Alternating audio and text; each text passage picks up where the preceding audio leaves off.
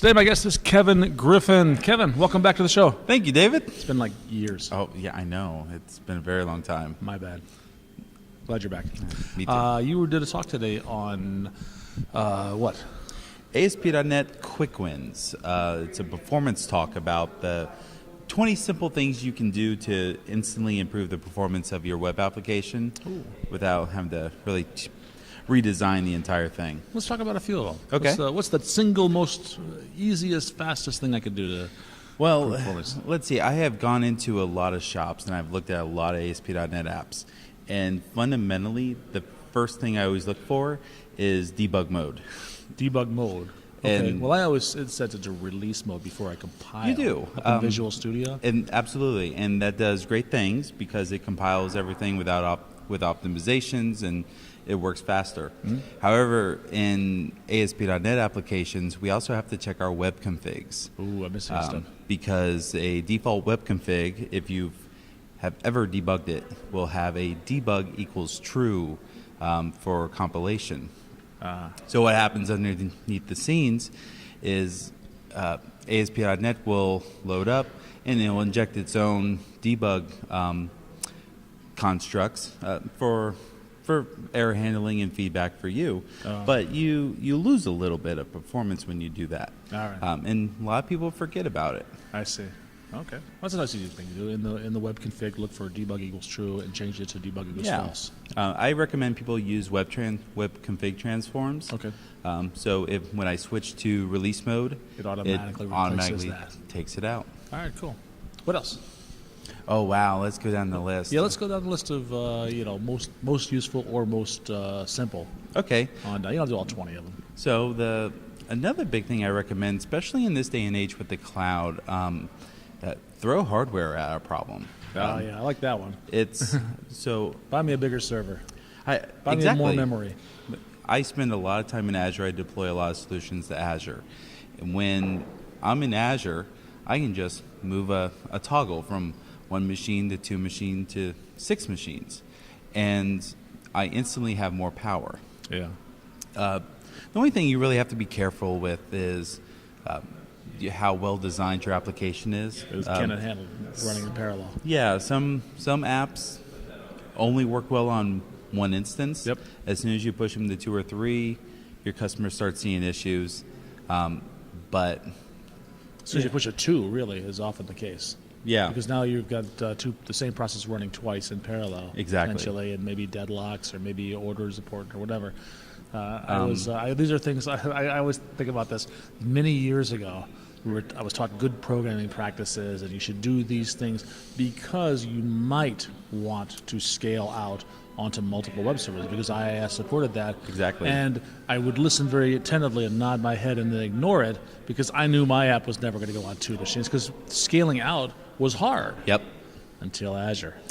Exactly. And now because it's easy, now we have to think about it. It's likely that it'll run on 2, 4, 8, 16 machines. And even if someone's not running on Azure, if you're running on your own server in-house or in a colo, you can also do a thing called a web garden. Right. And in IIS, if I have a 16-core machine, I'm really only taking advantage of a fraction of what that machine can do. I can scale up the number of worker processes for a website or for an application pool, and that lets me handle a little bit more traffic. I see. Uses more CPU, uses more RAM, but if you have a beefy machine and you would survive in a scaled environment anyway, a web garden is kind of a good first push. Sure, yeah. If you're not using that RAM and that CPU anyway. Exactly. Yeah, might as well take advantage of it. You've already bought it. Yep. What else? Keep going. This is good stuff. Let's see. Throw hardware at it, debug mode. Let's talk about what we push down to clients. I see a lot of folks who don't turn on proper compression. In IIS, that's drop dead simple. You select the checkbox. In most default configurations, IIS will compress static content without you having to do anything. But dynamic content, basically everything else, ASPX pages, MVC views, raw content like that, anything that has to go through the ASP.NET pipeline is dynamic content. I see. And Unless that's not compressed by default? well, if you have the proper modules installed, it will be. Okay. But I've gone to many environments where that module is just not installed because it takes a person who knows what they're doing to go through and select all the modules that you need. If you are setting up IIS on a server and you simply say, I want to develop web apps, it's not turned on by default. Okay. You have to go select the box. All right. Yeah, compression is good. Related to compression, I think, is minification. Minification, obfuscation, and concatenation. That's a lot of Asians, isn't it? Yeah, we'll define those. So the idea there is if I have a lot of JavaScript, if I have a lot of CSS, we're good developers, so we separate our code into proper files. Mm-hmm. So everything's readable for humans or for other developers. But the machine doesn't really care. The machine just takes content and does stuff with it. So if I'm pushing JavaScript down to a web page, I really don't want a dozen JavaScript files. What I'd rather do is take all the JavaScript files, push them all together in one JavaScript file. That's concatenation. Okay. Then So just concatenation alone, you would get some performance increase. You would, because if you're 20 putting files, 20 1K files down is slower than one 20K file. I would probably not by much, because you would have compression kicking in as well, hopefully, if you have compression turned on. So you have a little bit of overhead for each file. I don't know if it would necessarily be enough for anyone to even notice. You'd have to profile or something like that. Oh, okay.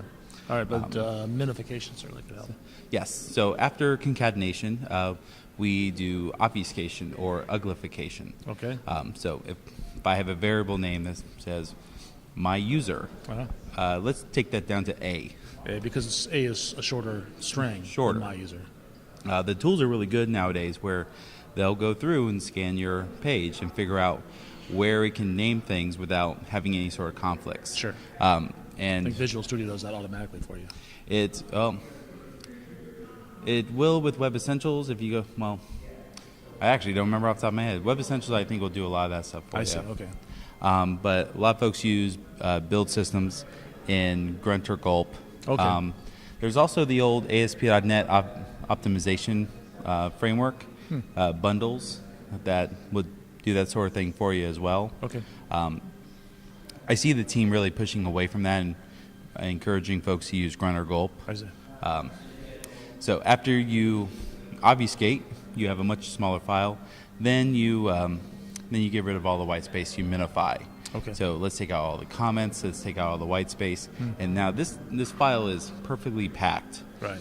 Then after it's compressed, it should be a fraction of the size that it was before. That's really about the download time in that case. It is. You have to download JavaScript before you can run JavaScript in the browser. And we want to get it down as quickly as possible. Yeah. Okay. What about caching? Seems like a good way. Caching, absolutely. ASP.NET for the longest time has had caching built into it, the output cache directives. And what that lets us do is if I make a request for a web page or a resource, ASP.NET will cache it internally for a period of time, or unless something magical happens to invalidate the cache. I recommend, depending on your use case, that you at least cache for a second or two. Any content you have going out, it saves you enough. Because you don't have to reproduce that content over and over again. And if it's content that users are hitting on a regular basis, even if it's data that's changing minute or second by second or minute by minute, having some sort of output cache really will help your bottom line. I found that hitting a database seems to be one of the bottlenecks in my application. Can I help? What can I do to alleviate that? Well, I'm no DBA, so that's the first tip is if you have even a slightest thought that your issue is a database issue, find a DBA. Okay. It's kind of like if maybe you optimize your data model or optimize your stored procedures, that sort of thing? Yeah, a DBA, most DBAs that I know, when they have the story of, we have a 3-day running query that we got down to 5 seconds just by adding an index. They're not lying about some of these optimizations. A good DBA really knows what they're doing.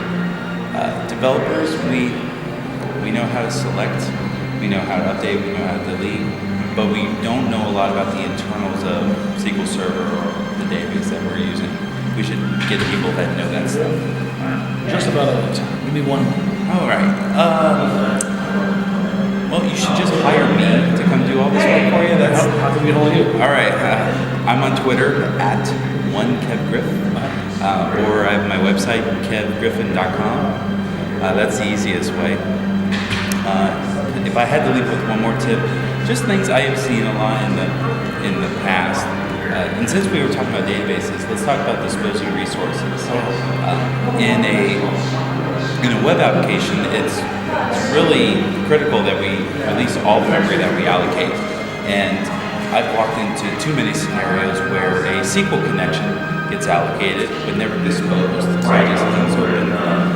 Actually have a client that I was working with not too long ago where their connections were hanging open over and over and over again. I kept track of them and got up to about 14,000 connections before the application pool just crashed. And then they all get disposed. And it starts all over again. Make sure you're using a tool that will give you a little bit of guidance. ReSharper is a great example. ReSharper will tell you, you could wrap this in a using statement so it disposes correctly. Whenever you see that, you should probably follow the advice because your memory, you don't want your memory shooting up. You want it to stay pretty low. But yeah, there's a ton more. Actually, if you go to my webpage, I have a bunch of tips on there. So, excellent. Kevin, thank you so much. My pleasure.